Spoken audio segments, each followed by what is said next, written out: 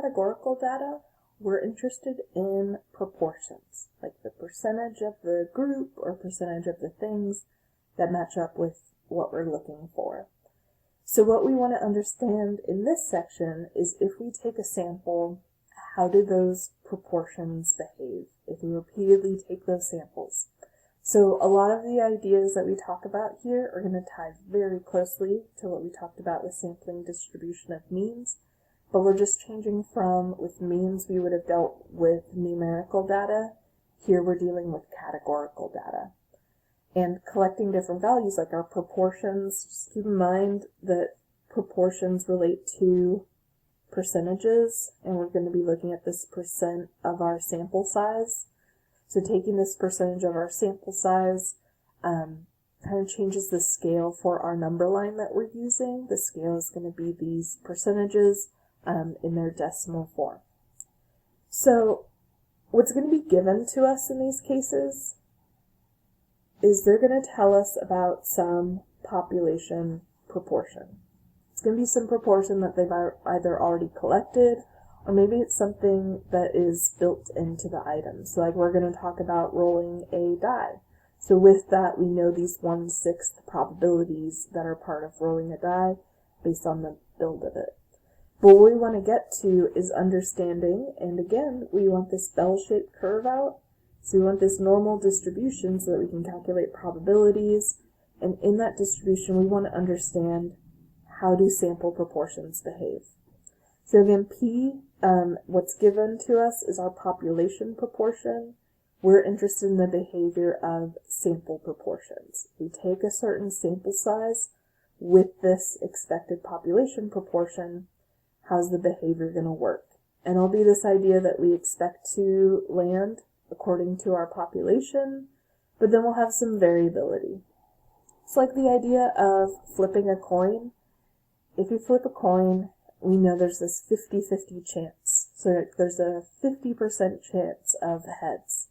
However, if I say flip a coin 10 times, sure, you expect 50% to come out, but maybe some of you would get 60%. Maybe some of you would get 40%. Maybe someone gets 100% heads. Maybe someone gets 0% heads. It's going to be this bell-shaped curve where we expect to land matching up with the population, but due to random variation, we can go a little above, a little below, and that's expected. We can even have extreme cases that are much less likely to occur, but could occur from random variation. So, just like we did with sampling distribution of means, we're going to look at a simulation here, just so that we can see the behavior of what's happening when we're taking these samples, what does this distribution really mean, as well as talking about the effective sample size, because we're going to have our central limit theorem again, and really with the central limit theorem, in fact I'll squeeze that in up here, our first two pieces are going to stay the same. We're going to check for independence. We're going to check for randomization. What's going to change is our sample size condition. It's going to switch to something called the success-failure condition. And I'll talk more about that, in that we're going to be checking different values there than we did for a sampling distribution of means. Alright, so we're going to think about rolling a fair die 60 times. And I'll talk about the importance of it being 60. But the idea is, say we were meeting up in person in the classroom, and I said, alright, you're going to roll a die 60 times. So you'd sit at your desk, roll the die 60 times, and what I would have you do is record the number. So you'd have these 60 outcomes of values 1 through 6. What we're going to focus on is the proportion of times that you see a 1 show up. So you're thinking about, like, you would have this numerator that would come from the number of times you saw a 1 out of the 60 rolls. The idea is going to be, in terms of our population, a probability of rolling a 1 has a 1 out of 6 chance of occurring. So it's this idea, kind of like I set up with the flipping coin idea.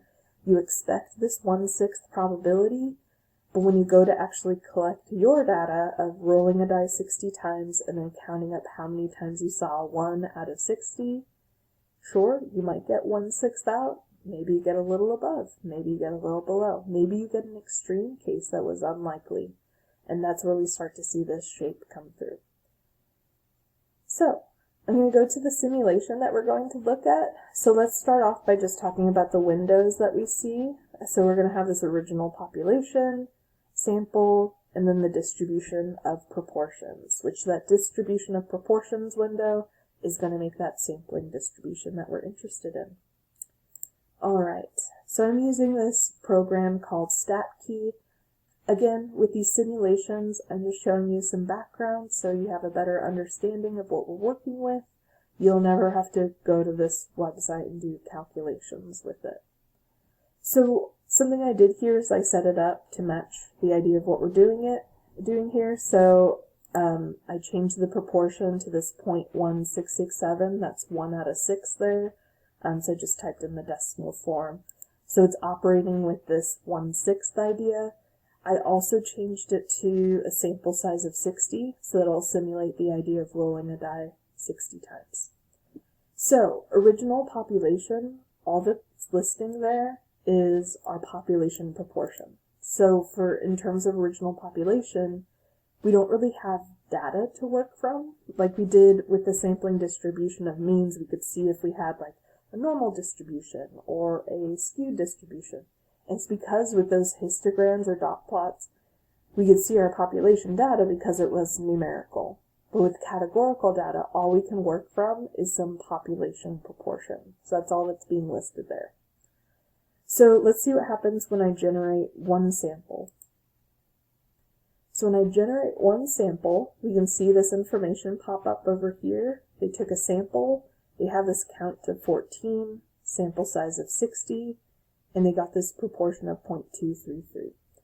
This information here is going with the idea of they rolled a die 60 times, and when they're rolling the die here, like I put in that proportion of 1/6, so it's operating with the idea that we have this 1/6 probability.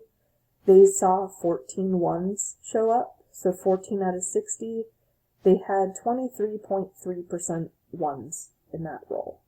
And then over here on the left-hand side, the sampling dot plot of proportions.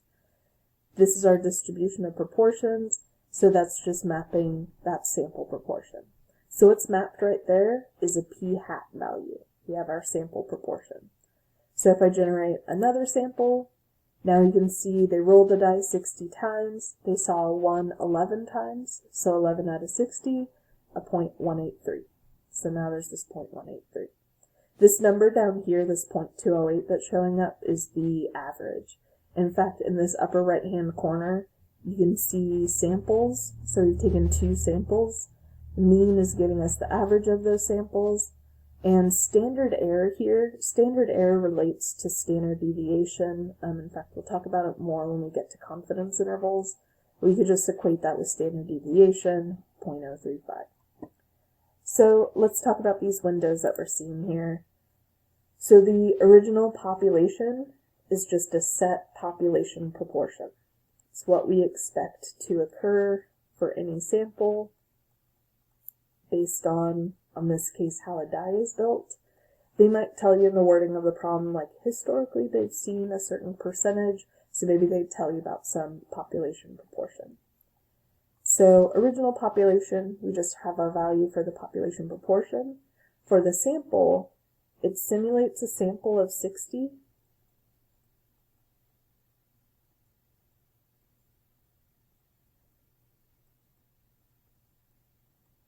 And the proportion they give you at the end there, that shows your sample proportion. So coming from some count out of 60, that leads to your sample proportion. Then that distribution of proportions that's being collected on the left-hand side, that's collecting that sample proportion. So collected sample proportions,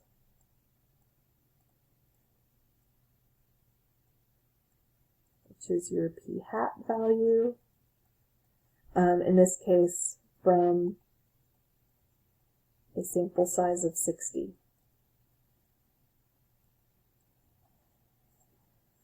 So, in the upper right-hand corner where I showed you mean and standard deviation, or it said standard error showing up, but really that's going to be standard deviation. That's getting to the center and spread of our distribution. So center, which is our mean, that is going to be the average of our sample proportions. Again, that window that we're seeing there, each dot that's showing up here is a value for p hat. If I take another sample, in fact that came out to be that 14 out of 60, we see that again. So with that, this mean is taking these p hat values and averaging them. So it's the average of our sample proportions. In terms of notation, how we're going to write this out is we're going to use our notation for population mean, and then our subscript is going to be p hat to show what we're taking an average of. Again, I'm going to generate many, many more samples with the buttons up above that let me take 1,000 or 100,000 samples so we can understand in terms of a population sense, how does that average behave. For the spread, that's going to be the standard deviation, and what we're looking at is the standard deviation of the sample proportions. And for notation, what we're going to use there is sigma for population standard deviation with the subscript of p hat. Alright, so to understand how this mean and standard deviation behave, let's see what happens when I take many samples. I know I wrote 1,000 here, but I'm going to take even more samples than that so you can see everything clearly. So here's 1,000 samples. Let's go ahead with another 1,000. Awesome. So now you can see my number of samples up here is 2,003. So there are 2,003 dots in here. In fact, you can even see my mouse go along and all these different values that stacked up together. So each of those is a different sample proportion from rolling a die 60 times and collecting the proportion of ones that showed up in that collection. Alright, so mean and standard deviation. Mean is a 0.167. And if you remember, when I put in the population proportion, 1 out of 6 probability of rolling a 1, 0.1667. So this mean of the distribution is going to line up with your population proportion, which makes sense. Again, in terms of like flipping a coin, you expect 50%. So if you flip a coin 20 times and get a proportion of 0.5 out, that's pretty expected. Yes, you might get a little above, a little below, but what should happen most often in terms of averaging out, you expect that population proportion. So what we're going to see when we work through the section is when we're looking for our population mean, this is just going to be equal to your population proportion.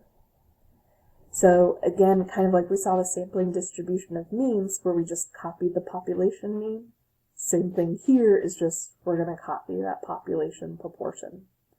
Standard deviation, we're going to have a bit of a calculation too, so with that we'll hold off on that for the next video. We'll see the formula for finding the standard deviation. So when we take many samples here, we're seeing a normal distribution, which is exactly what we want. That's great. And then something else we should notice is the center of that distribution is going to be close to, or really in general, if we have infinitely many, if I just kept pushing that button of taking more and more samples, it should be equal to your population proportion. So now let's talk about sample size. Let's do a comparison of what happens in 10 versus 100. So what we're going to switch here is, like, 10 will be the idea of if we roll a die 10 times and collect our proportions. So if you roll a die 10 times, when that happens, those more extreme values can come through, like the scenario of rolling all ones, so getting 100% ones. Still very difficult, but compared to rolling a die 100 times, it's much more likely in that small sample size scenario. So we have a small sample size, the variability is much larger, and then you can see these more extreme values. When you have a large sample size, it balances out. We really get through what we expect to occur, and the variability behaves much more like a bell-shaped curve in terms of having this more symmetric distribution of being a little above, a little below. You could have these extreme values at the end, but the probability is very low. So let's see what happens when we switch between these two. So, sample size of 10. So if I switch over to rolling a die 10 times and then collecting the proportion of ones, so if I generate a sample here, now you can see like this would be rolling a die 10 times. They saw a 1 twice, so 2 out of 10 chance of a 1, so 20%. I generate another sample. This is a case where they got 0 ones, so 0% chance of 1 there. Alright, so now let's go and do 1,000 samples. And even let's do some more. Alright, this shape here is skewed. We're seeing something right skewed here, which is no good, because with skewed data, we can't calculate probabilities, and that's what we want to get to. So, with a sample size of 10, it's skewed, which is not good. So we're going to see this is going to tie to our central limit theorem. There's going to be a sample size condition. We're going to call it the success-failure condition, but it's going to be this idea that if our sample size is too small, we're not going to have a bell-shaped curve. Whereas if I switch to, we saw with 60, we had a nice bell-shaped curve come through. At 100, that'll be even better. It should be even clearer bell-shaped curve. Beautiful. Nice bell-shaped curve there, which is exactly what we want. So when we have a large sample size, it's normally distributed, which is great. So the success-failure condition that we're going to use, this ties, like the wording ties a bit to how we talked about things in our binomial calculations. So when you check the success-failure condition for the central limit theorem, you're going to have your sample size, you're going to have P, which is your population proportion. What we're also going to use is Q, which is 1 minus that population proportion. But this should look familiar from binomial, and in fact binomial ties closely to what we're doing with this sampling distribution of proportions. But that idea of number of trials, probability of success, probability of failure, very similar idea here. It's just the wording is slightly different, and that N is our sample size, P is our population proportion, but that could tie to a probability of success, and then Q is just the complement of that, or it's the idea of our population probability of failure. So what we should have is, in order to pass the success-failure condition, you should take the sample size times your population proportion. That should be more than or equal to 10. And the sample size times 1 minus that population proportion should also be at least 10. What this is showing is that when we take our sample, we should be able to have at least 10 successes and at least 10 failures. And if that's coming through, then we pass. So up above here, I actually chose 60 for a specific reason, because that's the minimum sample size that we could take, meaning taking that sample size of 60 times our probability of rolling a 1, if we multiply those, that's exactly equal to 10. So we would just pass the condition there. And then that would show our success, and then to show failure, 60 times 1 minus that 1/6. kind of like the idea of rolling not a 1, which would be 50, and that would absolutely pass. So when we check the success-failure condition, we have to check both of these, because it could be that you pass for one but not the other. In order to pass the success-failure condition, you have to pass both of them. So like if we did our sample size of 10, we would fail, because 10 times 1/6 is smaller than 10. So that's where that sample size is no good.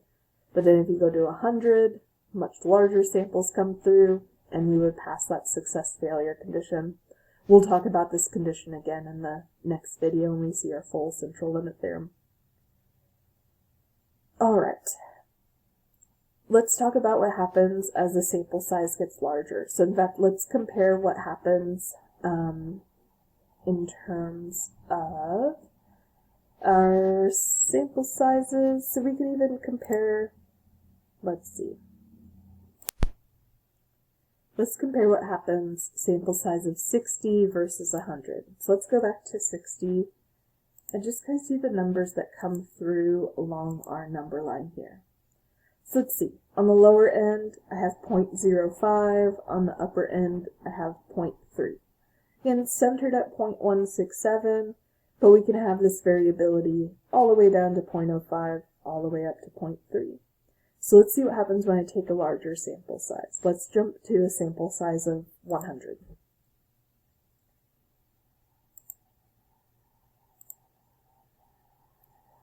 Now we can see that we're seeing down to 0.075 and up to 0.275, which means we've kind of squeezed in from either side. We can't see all the way out to 0.05 and 0.3 like we did before, so our values are closer in.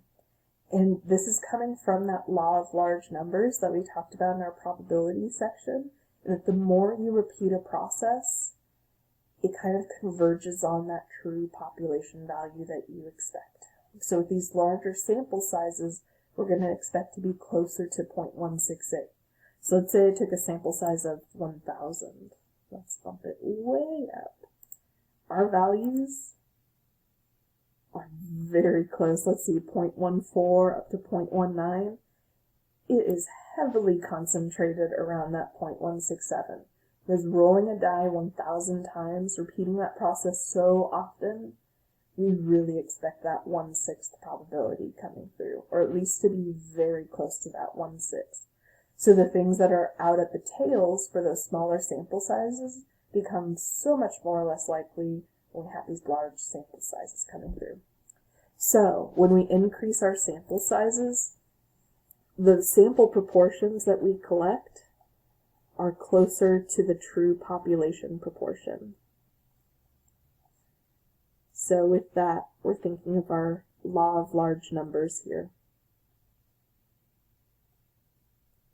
So with that, in terms of standard deviation, so the variability of our data, as we take larger sample sizes, that standard deviation is decreasing because there's less variability. As we take these large sample sizes, like with that sample size of 1,000, very small variability because we expect to be very close to that true population proportion. All right, so that's a simulation for our sampling distribution of proportions. Next video, we'll kind of summarize the characteristics that we're seeing, and then we'll look at a few examples to kind of connect that wording that we see in a question and how do we know when to use the sampling distribution of proportions.